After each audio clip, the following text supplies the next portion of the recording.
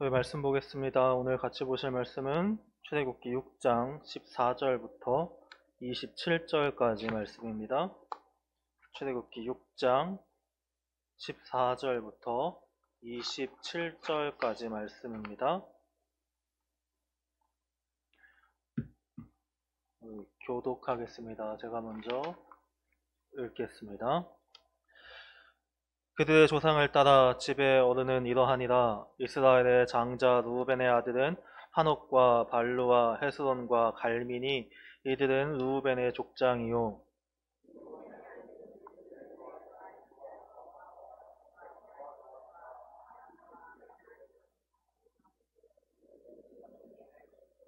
레위의 아들들의 이름은 그들의 족보대로 이러하니 게르손과 고핫과 무라리요. 레위의 나이는 137세였으며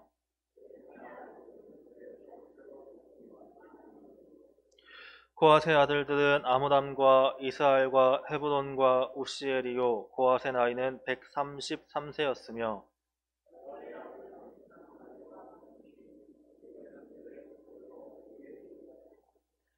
아므람은 그들의 아버지의 누이 요게벳을 아내로 맞이하였고 그는 아론과 모세를 낳았으며 아므람의 나이는 137세였으며 우시엘의 아들들은 미사엘과 엘사반과 시드리요.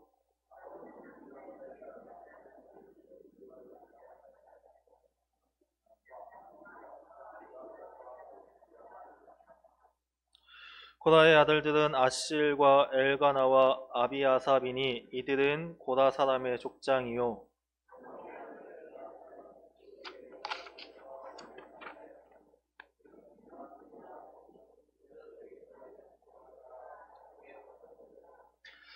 이스라엘 자손을 그들의 군대대로 애굽 땅에서 인도하라 하신 여호와의 명령을 받은 자는 이 아론과 모세요. 애굽 왕 바로에게 이스라엘 자손을 애굽에서 내보내라 말한 사람도 이 모세와 아론이었더라. 아멘. 오늘 오후 예배 후에 세미나 1실에서 9월 정기당회가 있습니다. 매주 토요일 오전 9시 30분에 교회 청소를 합니다. 시간 되시는 분들은 참석해 주시기를 바랍니다.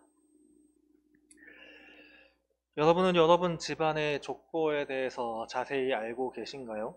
아마 한국 사람들 중에 요즘 시대를 살아가는 사람들 중에는 무슨 문중 막 그렇게 뭐 종파 그렇게 불리시는 분들이 아닌 이상 크게 관심을 가지지 않으시는 경우들이 더 많을 것 같습니다. 제사를 지내는 집안도 점점 사라지는 추세니까요.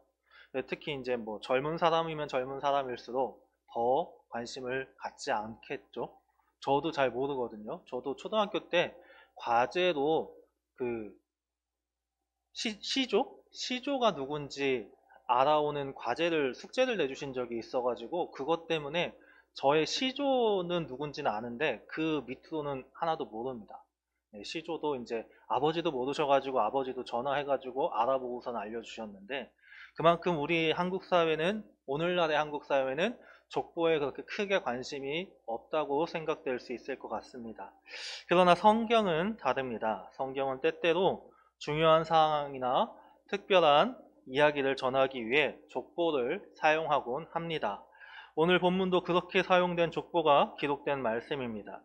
본문에 사용된 족보의 경우 출애굽기 내용과 관련되어 필요하기에 기록된 말씀이라 볼 수 있고 특히 출애굽기를 읽는 독자들을 위해서 이제 보통은 1세대 독자들, 처음 독자들을 위해서 기록되었다고 보는 것이 합당합니다. 그렇게 이제 기록되었다 볼 수 있고요. 그래서 우리는 오늘 본문에 사용된 족보를 살펴보면서 본문에 사용된 족보뿐만 아니라 성경에 사용된 족보가 가지고 있는 공통적인 특징을 살펴봄으로써 족보를 통해 나타나는 하나님에 대하여 이제 나눠보고자 합니다. 성경에 기록되어 있는 족보가 가지는 가장 큰 특징은 족보의 모든 내용을 기록하는 것이 아니라 편집되어 있다라는 것일 겁니다. 일반적인 족보라면 시족의 모든 사람을 다 기록해 놓는 것을 족보라 할 수 있습니다. 그런데 성경에 기록되어 있는 족보는 역사 속 모든 사람을 기록하는 것이 아니라 성경에 따라서 뭐 출애굽기나 민수기나 뭐 역대기나 그 마태복음이나 족보가 기록되어 있는 성경에 따라서 그 족보의 내용들이 좀 다릅니다. 역대기 1장부터 역대상 1장부터 보면은 정말로 많은 이름들이 기록되어 있기도 한 반면에 마태복음 같은 경우는 14대 14대 14대 해가지고 그렇게 돼 있기도 하죠. 룻기 마지막 4장에 기록된 족보의 경우 유다나 야곱이 아니라 아브라함도 아니라 유다의 아들 베레스의 이름으로 족보를 기록하고 있는 것도 보게 됩니다. 이처럼 오늘 본문도 야곱의 아들들 모두의 족보를 기록하는 것이 아니라 르우벤, 시므온, 레위까지 이렇게 아들들 중에 3명의 족보만을 기록하고 있으며 르우벤, 시므온은 한 줄로 딱 끝납니다. 한 줄로 끝나고 레위는 상대적으로 길지만 그렇다고 하여서 나오는 모든 사람의 족보를 또 기록하고 있지도 않아요. 그 나오는 아들들 중에 대표성을 띠는 아들들의 족보만 이어서 나이까지 이야기하면서 레위 지파의 족보에 대해서 기록하고 있는데, 그렇게 기록하는 이유는 앞에서 말씀드렸던 것처럼 각자의 성경이 족보를 통해 전하고자 하는 바가 있기 때문입니다. 어떤 사람들은 왜 편집되어 있는 정확하지 않은 걸 성경에 기록해서 이렇게 하느냐 막 그러시고 따지시기도 하는데, 근데 여러분 오히려 성경이 가지는 목적성 자체를 생각하면 족보가 편집된 게 이상할 게 하나도 없습니다. 성경은 인간의 역사서가 아닙니다. 성경은 하나님을 계시하는 책입니다. 하나님이 누구신지, 하나님이 어떤 분이신지, 하나님이 어떤 속성을 지니셨는지, 그 하나님을 믿는 자들은 어떻게 살아가야 되는지 하나님을 계시하는 책이기 때문에, 그러니까 성경을 통해서 우리가 알아야 하는 건 인간의 역사가 아니라 하나님이고, 그 하나님을 알게 하기 위해서 족보가 기록되어 있는 것이기 때문에 그것이 편집되었다 그래서 이상할 바는 전혀 없는 겁니다.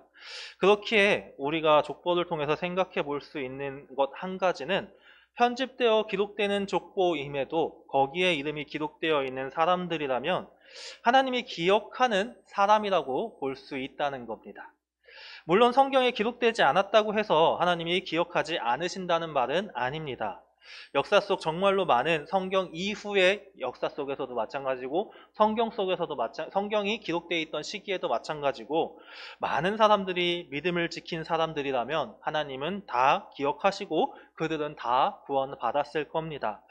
그럼에도 족보에 기록된 사람이 하나님께 특별히 더 기억될 것이라고 말씀드리는 이유는, 성경 속에 기록된 여러 사건 중에 하나님께 기억되지 못할 만한 이름 없이 등장하는 인물들이 있기 때문입니다. 유대인임에도 불구하고 이름이 기록되지 않습니다. 복음서를 살펴보다 보면 이름이 기록되지 않은 많은 사람들이 나옵니다.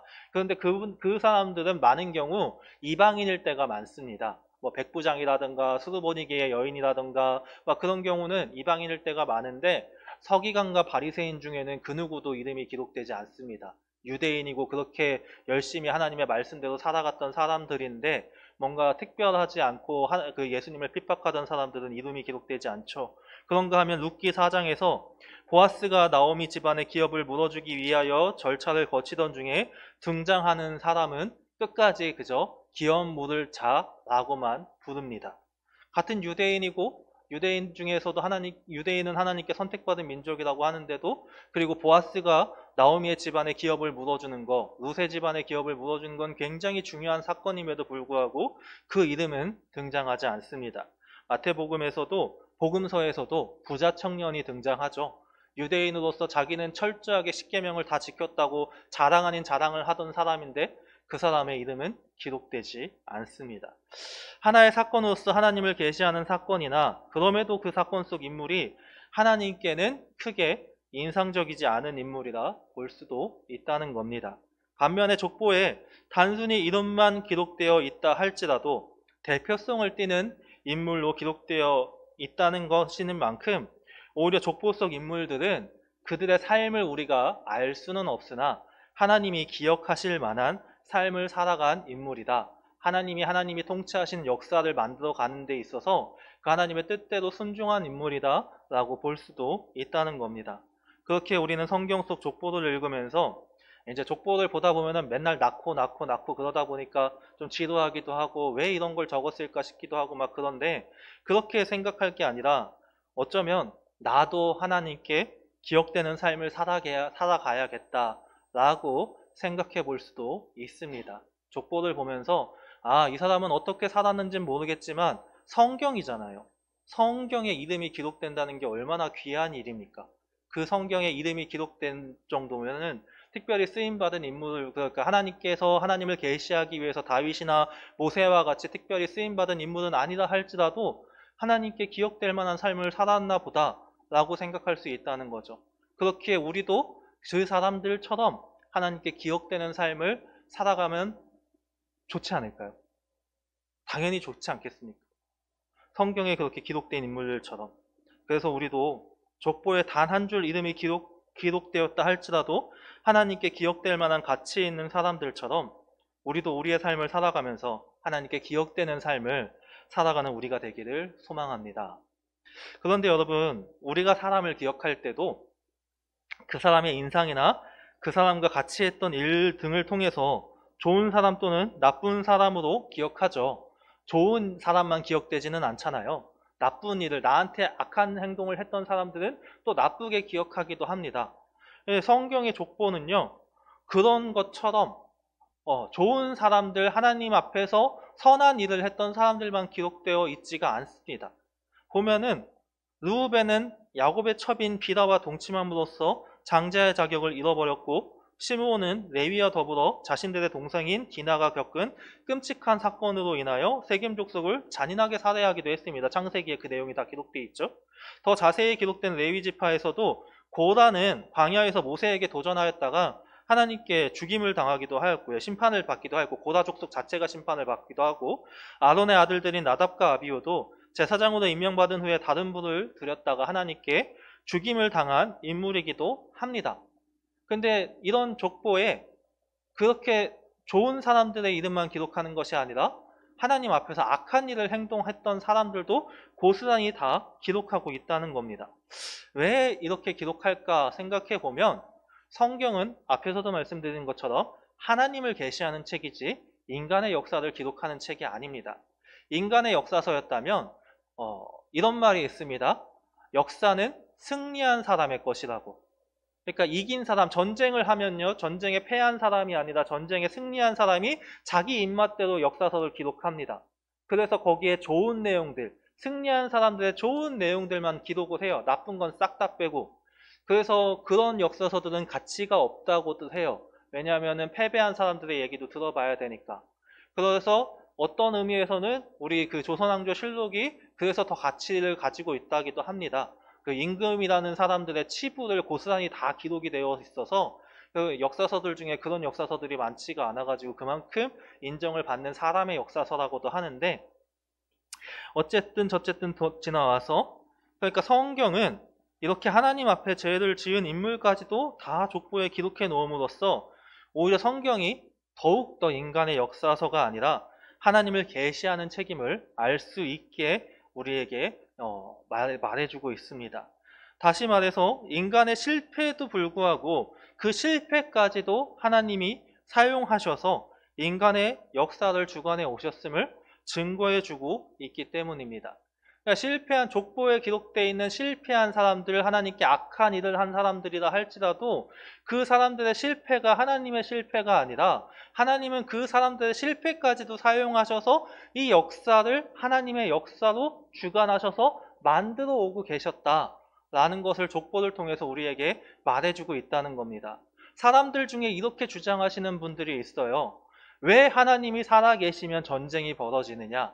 왜 하나님이 살아계시면 저런 사람들 그냥 살려두고 계시냐? 당연히 심판하셔야 되는 거 아니냐?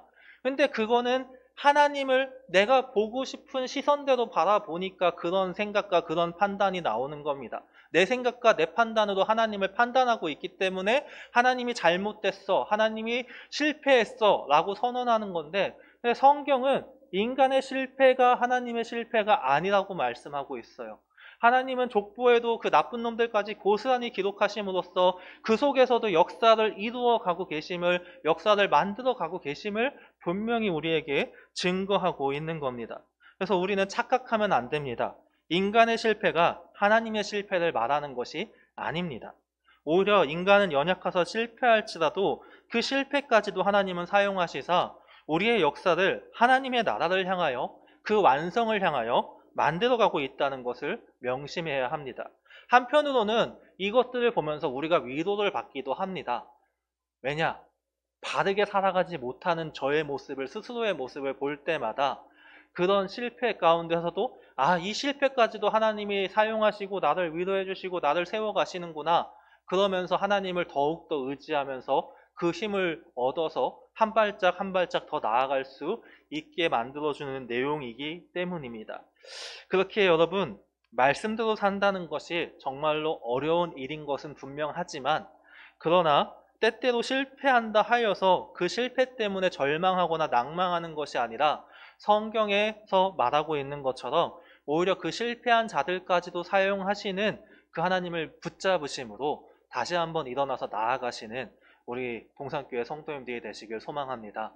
실패했다고 낭망하실 필요 없습니다. 실패했다고 절망하실 필요 없습니다. 오히려 더 기도하셔야 됩니다. 기도하지 않으면 그 족보의 악한 자들처럼 실패가 실패로 끝나지만, 기도하면 실패가 새로운 길로 나아가는 하나님의 역사하심이 됩니다. 오늘 족보는 그런 인간의 실패와도 관련이 되어 있습니다. 오늘 말씀인 족보가 갑작스럽게 중간에 위치하게 된 이유를 볼 적에 이제 이 족보의 인물들이 왜 기록되어 있는지, 이 인물들이 어떤 일을 했는지는 명확하게 알 수 없지만 족보의 내용을 살펴보면서 앞뒤 문맥을 살펴보면요, 이 족보가 왜 들어왔을까 한번 생각해 볼 수 있게 만들어 주는데, 5장까지 그 6장 13절까지의 모세의 모습을 보면 실패한 것처럼 보입니다. 하나님이 귀하게 부르셨어요. 제가 여지껏 설교하면서 모세가 인간적인 모습을 통하여 하나님의 일을 만들어 가려고 할 적에 그것들이 어떻게 하나하나 실패하는지에 대해서 말씀을 드렸고, 그것들을 어떻게 하나님이 또 만들어 가시는지, 모세를 다듬어 가시는지, 그것을 주관해 가시는지를 말씀드렸었는데, 딱 6장 13절까지 13절 마지막에서도 모세의 모습은 하나님이 다시 한번 부르시는데, 3장에서 부르셨던 것처럼 다시 한번 부르시는데 자기는 못하겠다고 하고 그렇게 끝나거든요. 그러고선 족보가 딱 나옵니다. 그런데 그렇게 족보가 나오고서는 족보의 내용을 살펴보면 루벤, 시므온이 나오긴 하지만 한 절 한 절로 딱 끝나고 레위의 이야기를 자세히 하면서 포인트는 26절, 27절입니다. 이스라엘 자손을 그들의 군대대로 애굽 땅에서 인도하라 하신 여호와의 명령을 받은 자는 이 아론과 모세요. 애굽 왕 바로에게 이스라엘 자손을 애굽에서 내보내라 말한 사람도 이 모세와 아론이었더라. 모세와 아론이 실패했다. 그런데 내가 불렀다. 그래서 내가 그 실패한 모세와 아론을 새롭게 세워갈 것이다. 라는 선언과 같은 내용의 족보라는 겁니다. 그래서 그 이후에 28절부터는 다시 한번 모세를 부르시면서 몇 번 말씀드렸던 것처럼 모세가 인간적인 생각과 노력이 아니라 하나님의 명령대로 하였을 적에 하나님이 어떠한 일들을 행하시는지, 그렇게 어떻게 구원하시는지, 그리고 하나님이 누군지를 어떻게 드러내시는지를 새롭게 시작하는 본문인 겁니다. 그러니까 이 말씀, 족보는 첫 독자를 위해서 기록됐다고 말씀드렸어요. 그러니까 읽는 사람들을 위해서 족보가 기록된 겁니다. 이 모세오경이 기록될 적에. 그러니까 그 읽는 사람들이 볼 적에 5장까지의 모세의 모습을 보면은 인간적인 생각과 인간적인 시선과 세상적인 생각으로는 교체하는 게 맞아요. 스포츠 같은 거 볼 적에 우리나라 국가대표 보면은 여러 번 경기를 뛰다가 실패하면은 감독을 교체해버리잖아요. 그래서 더 좋은 감독을 안 치려고 그러고 막 그렇게 노력을 하죠. 그런 것처럼 차라리 새로운 리더를 세우는 게 맞는 것처럼 보여요. 세상은 그렇게 흘러갑니다. 실패한 리더는 실패한 대로 버려두고 새로운 리더를 세워서 새롭게 뭔가 시작해 보려고 그렇게들 하는데, 성경은 그게 아니라는 거예요. 인간이 실패했다. 그런데 내가 그 실패한 인간을 쓰겠다. 그리고 내가 그 실패한 인간을 통하여 새로운 것을 만들어 갈 것이다. 그러니 너희는 내가 만들어가는 그 새로운 세상을 보아라. 라고 이 족보를 통하여 그 전환되는 그 시점을 못을 받고 있는 겁니다. 그래서 앞에서의 내용과 뒤에서의 내용이 소설로 치면은 막 달라지듯이, 드라마로 치면은 전환되듯이 그렇게 달라지게 되는 겁니다. 그러면서 이 본문을 통하여 우리는 하나님이 주관하심에 대하여 하나님이 앞으로 어떻게 주관하시는지 살펴볼 수 있게 되는 겁니다. 성경은 언제나 말씀드리지만 하나님을 계시하는 책이지 인간의 책이 아닙니다. 우리는 이 책을 통해서 하나님을 알아갈 수 있어야 하는 겁니다. 그러면서도 우리는 하나님을 향한 믿음을 더 굳건하게 할 수 있어야 할 것입니다. 왜냐하면 우리의 생각으로는 이해가 안 가는 장면들이 너무나 많아요. 오늘 본문뿐만 아니라 보면은 성경 속에서 나오는 장면들을 보면 정말로 이해가 안 가는 인간적인 생각과 인간적인 방법으로는 이렇게 하면 안 되는데 이때는 저렇게 해야 되는데 되는 생각이 절로 튀어나오는데, 근데 이사야 55장 9절에서 하나님은 분명히 이렇게 말씀하셨거든요. 이는 하늘이 땅보다 높음 같이 내 길은 너희의 길보다 높으며 내 생각은 너희의 생각보다 높음이니라. 우리는 그 하나님을 인정할 수 있어야 합니다. 그러려면 우리는 그 말씀을 통하여서 하나님을 어떻게 드러내시는지, 이 족보를 통하여서 하나님이 택하셨음을 말하고 그 택하신 모세와 아론을 통하여 하나님의 역사를 어떻게 써나가시는지, 하나님을 어떻게 계시하는지 우리가 그 성경을 보면서 발견할 수 있어야 한다는 겁니다. 그래야지만 우리의 믿음이 키워나갈 수 있고, 눈에 보이지 않지만 하나님이 내 삶도 주관하고 계시는구나 하는 믿음이 생겨날 수 있게 되는 겁니다. 성경에서만 하나님이 주관하시는 것이 절대로 아닙니다. 이 땅은 여전히 하나님이 주관하고 계십니다. 하나님이 인도하고 계십니다. 우리의 생각에는 불합리하고 억울하고 힘든 일들이 정말로 많이 생겨납니다. 하다못해 최근에 우리 한국에서도 여러 가지로 기독교에게 있어서 끔찍할 만한, 어려울 만한 일들이 발생하고 있는 현 상황을 보면서 저도 능력 없지만, 부족하지만 답답한 마음이 들 때가 많은데, 그럼에도 불구하고 하나님께 기도합니다. 하나님이 주관하심을 믿고 하나님이 선한 길로 인도해 주심을 믿기 때문입니다. 성경이 우리에게 말하기에 우리는 그 믿음을 가지고 주관하심을 믿음으로 삶을 계속해서 살아가야 하는 겁니다. 그래서 말씀드리자면 결론적으로 하나님이 분명히 이 세상을 통치하십니다. 출애굽기로 말씀을 전하면서 1장부터 계속해서 다 말씀드렸는데, 다른 본문에서도 말씀을 전하면서 제가 굉장히 자주 말씀드린 것 같은데, 이 땅을 하나님이 통치하고 계십니다. 사단이 통치하는 것 같지만 사단은 이미 졌습니다. 예수님이 부활하심으로 이미 졌고요. 그 사단의 발버둥을 하나님이 허용하고 계실 뿐입니다. 그렇기에 하나님이 하나님의 때에 이 땅에서 그 통치를 완성시키시고 재림을 통하여 하나님의 나라는 분명히 완성될 것입니다. 그 사실을 성경은 우리에게 분명히 선포하고 있습니다. 그렇게 우리가 그 믿음을 가졌다면 그 믿음을 가진 자로서 하나님을 찬양하며 하나님의 말씀대로 순종하는 삶을 살아야 합니다. 그런데 그렇게 살지 못하는 이들, 예수 그리스도를 믿는다고 말하면서도 순종까지는 바라지도 않고요. 순종은 어렵기도 하니까 찬양조차도 못하는 사람들도 참 많이 보게 됩니다. 왜 교회를 다니시는 건지 긴가민가한 사람들을 참 많이 보게 되는데, 여러분 이미 다들 아시겠지만 옆 동네에 그 교주가 왔다 갔잖아요. 저들이 그 옆 동네의 교주를 어떻게 찬양하는지 한번 보여드릴까요? 수요일 예배 장면입니다. 시작 장면이에요. 잠시 소리가 나야 되거든요.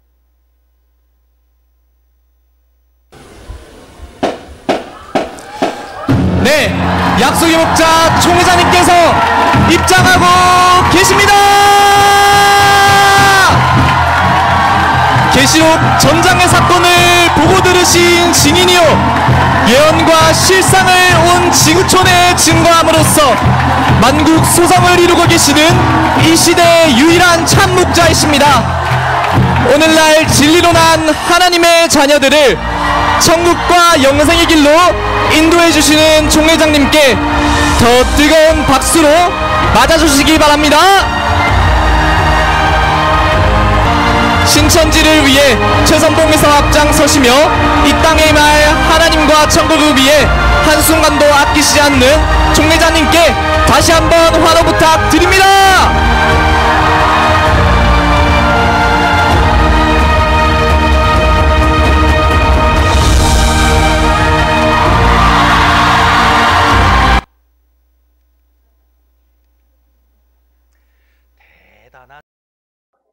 능력자는 능력자예요. 40년대 저 짓을 하고 있으니. 키도 작아요. 제가 그 수요일에 실제로 저 끝나고서는 나가가지고 진짜 왔나 싶어가지고 1시간을 기다렸어요. 얼굴 보려고. 신기하게도 그 흰색 옷도 안 입고 있고 그냥 그 평범하게 옷 입고 있는데 쫓아내진 않더라고요. 쫓아내진 않아가지고 저 입구 앞에 공장 있잖아요. 그 공장에서 가만히 서가지고 언제 가나 기다렸거든요. 조그매요.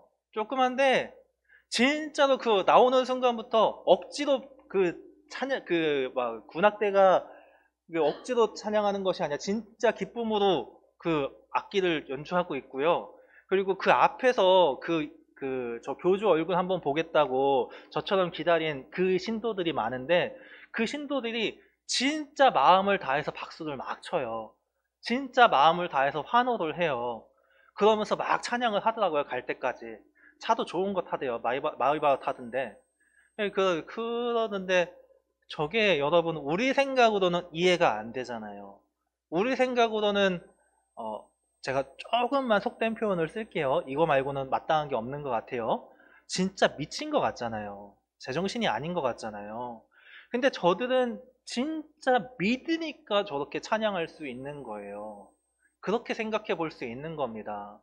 그러면 어쩌면 우리도 하나님을 믿는 자로서 제정신이 아니어야 되는 게 맞을지도 몰라요. 세상 사람들이 보기에는.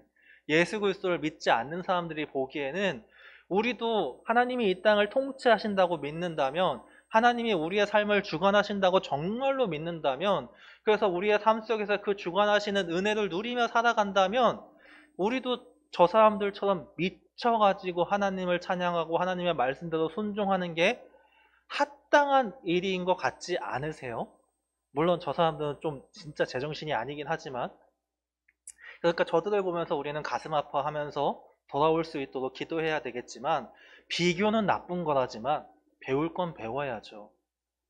한국교회 그리스도인들의 뜨거운 그 열정이 점점 식어가고 있는 현실을 여러분도 아시잖아요. 점점 주일을 아침 7시 예배 있으면 7시 예배 드리고 빠지고서는 다른 데 가려고 그러고, 예배보다는 내 삶이 더 중요해지고, 예배보다는 내 가족이 더 중요해지고, 예수님하고 대화하는 것보다는 그 시간에 드라마 한 편을 보는 게 더 좋고, 다른 사람들을 비판하기 전에 저부터가 그럴 때가 있는데, 우리가 정말로 하나님을 믿는 사람들이라면 돌이키려고 노력해야죠. 그 첫믿음 회복하려고 노력해야죠. 하나님은 그리고 그렇게 노력하시는 사람들을 기뻐하시고 귀하게 여기시고 그 사람들에게 언제나 은혜를 부어주시는데, 저들하고는 완전 다르잖아요. 완전 차원이 다르잖아요. 저들은 백날 저렇게 해봤자 죽으면 끝이죠. 얻어가는 거 아무것도 없죠. 오늘 내일 하는데. 저 사람도 오늘 조용하죠? 어디 갔을 것 같으세요? 부산 갔어요. 오늘 12시에 부산에서 예배 드렸어요. 그래서 아마 지금 끝나고서는 열심히 찬양하고 있을 건데, 우리가 더 기도해야 되는 게요. 부산 얘기한 김에 말씀드리자면, 부산 야고보 지파 그 건물도 종교시설로 허가가 났어요, 여러분. 그래가지고 사하구청에다가 이단 그 하는 협회분들이 이거를 어떻게 허가해 주냐고, 사이비 집단인데 어떻게 종교시설로 허가해 주냐고 막 따졌거든요. 취소해 달라고. 사하구청에서 자신들은 합당하게 한 거라고 취소 안 해준다고 그렇게 공문을 그쪽에다 보내버렸어요. 최근에 그 이단 관련된 잡지에서 기사가 아예 나와서 봤거든요. 경상도 지역은 정말로 어려운 지역입니다. 기도해야 됩니다. 여러분, 저 늘 말씀드리죠. 옆에 있기 때문에 우리는 인식할 수 있는 거예요. 그럼 인식하는 우리들이 기도를 하지 않는다면 사무엘이 말한 것처럼 기도를 쉬는 죄를 범하고 있는 걸지도 몰라요, 우리가. 사무엘은 그 백성들에게 배신당했음에도 자신은 기도를 쉬는 죄를 하나님 앞에서 범하지 않겠다고 말하고 기도하던 자였어요. 우리 또한 마찬가지입니다. 우리도 그렇게 기도해야 됨을 저는 믿습니다. 우리가 기도할 수 있는 자들 되길 소망합니다. 정리하겠습니다. 성경 속 족보는 하나님이 이 땅을 통치하고 계심을 보여주는 분명한 증거입니다. 인간의 실패와 상관없이 하나님이 역사를 이어가고 계심을 분명히 보여주고 있기 때문입니다. 그와 더불어 족보의 이름이 기록됨은 하나님이 그 존재를 기억하고 있다는 말이 되기도 합니다. 그리고 성경 속 족보와 같은 역할을 하는 책이 하나님 나라에 있음을 성경은 말합니다. 우리 성경뿐만 아니라 말라기서에서는 기념책이라는 이름으로, 요한계시록에서는 생명책이라는 이름으로 말하고 있습니다. 우리가 그 책에 기록되는 삶을 살아야 하지 않겠습니까? 이미 구원받아서 생명책에는 기록이 됐을 거라 믿습니다. 그런데 그냥 이름 한 줄 기록되는 것이 아니라 이왕이면 성경 속 쓰임받은 인물들처럼 다윗처럼, 그리고 뭐 솔로몬은 좀 얘가 좀 그렇군요. 모세처럼 그렇게 기록되는 인물들처럼 그 삶까지 하나님께 기억이 되어서 주님 곁에 갔을 적에 아, 누구누구야, 너 정말 귀한 일 하다 왔구나, 정말 좋은 일 하다 왔구나, 내가 너를 보면서 얼마나 기뻐했는지 아니? 하면서 칭찬받는 삶을 사는, 그래가지고 성경에 아마 그 기념책이나 생명책을 예수님만 보고 하나님만 보실 수 있는 게 아니라는 추정을 해서 누구나 다 볼 수 있다면, 거기에서 우리의 삶이 다 기록되었다면 그 우리의 믿음의 조상들이 그것들을 보면서 아, 이 사람은 이 시대에 정말로 귀한 일을 하다 왔네 하면서 칭찬받는 그런 삶을 살 수 있다면 얼마나 귀하겠습니까? 얼마나 기쁘겠습니까? 여러분, 세상은 분명히 하나님이 통치하고 있습니다. 그 속에서 하나님의 자녀다운 우리가 하나님을 찬양하며 순종하는 삶을 살아갈 수 있길 소망합니다. 그래서 성경 속 족보에 기록된 믿음의 조상들처럼 하나님께 기억되는 존재로 이 땅을 살아가고, 그리고 주님 곁에 가서 그 기억들을 가지고 칭찬받는 자들 되길 소망합니다. 우리가 그렇게 살아가고자 할 때 모세의 실패까지도 쓰시는 하나님이 우리의 연약함까지도 붙드시사 우리를 통하여 놀라운 일들을 이루어 가실 겁니다. 그렇게 하나님께 쓰임받고 기억되는 우리 동산교회 성도들이 되길 다시 한번 간절히 소망합니다. 기도하겠습니다. 아버지 하나님, 감사합니다. 우리가 족보를 보면서 그저 또 지루한 내용 나왔네, 쓸데없는 내용 나왔네 라고 생각하는 것이 아니라, 아, 이들이 어떻게 살아갔기에 성경에 이름이 기록될 수 있었을까? 나도 이렇게 하나님께 기억되는 존재가 되고 싶다라는 소망을 품는 자들이 되게 하시고, 그 족보를 통하여 하나님이 이 땅을 통치하고 있음을 깨닫게 하셔서 그 하나님을 찬양하는 삶을 살아가는 그리스도인, 그 하나님의 말씀대로 온전히 순종하는 그리스도인 될 수 있도록 우리를 인도하시고 붙잡아 주시옵소서. 그렇게 우리가 살아가고자 할 때 우리의 연약함까지도 사용하시사 우리를 그렇게 완성시켜 나가시는 하나님이심을 믿사오니, 우리가 끝까지 하나님을 붙잡는 자들 될 수 있도록 우리를 인도하여 주시옵소서. 감사드리며 예수님의 이름으로 기도합니다. 아멘.